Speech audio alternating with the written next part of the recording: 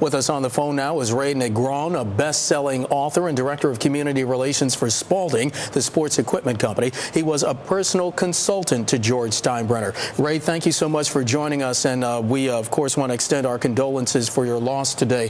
Mr. Steinbrenner was fond of saying that winning is the most important thing in my life after breathing. Breathing first, winning second. But it wasn't so much even about that with the team. You have a very personal relationship with George Steinbrenner. For those of us who don't know how you met him, tell us about it.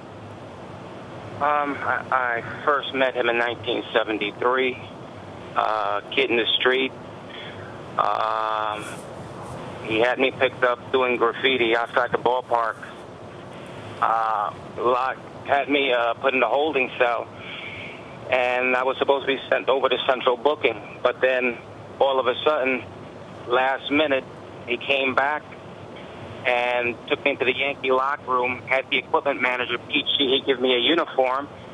And that night, I was the bat boy for the New York Yankees. And 37 years later, I'm proud to say I had a very nice relationship with a very, very dear friend.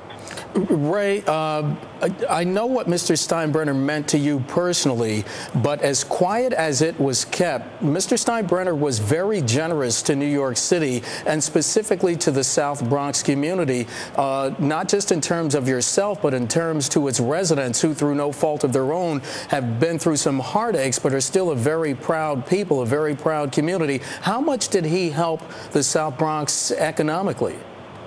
I can only say, you know, I don't get into the politics of all the scenarios, but I can only say that I was one of many. He took care of a lot of people for many years, and he was good to a lot of people. I remember one time in particular, he had just finished having a little bit of an argument with Billy Martin, and in leaving the office, he ran into me, and he said, "Get in the car," and we took a drive around the Bronx, okay? And in the process, he met several different families, and he would stop, talk to these families, and then before he would leave them, he would give them a $50 bill, a $100 bill. And remember, we're talking like 1977, okay? That was a lot of money. And he would say, "I hope you guys have a nice dinner on me." And that was the George Steinbrenner that I got to know and love very much. Ray, finally, the loss for the South Bronx community and the loss for Yankee Stadium. Can you put that into words for us? Brother, there are no words. The people there knew what he represented. You know, the Bronx is one of the toughest neighborhoods in all of America. Absolutely. But George Steinbrenner got a free pass because he was so good to the people and because he cared about the people.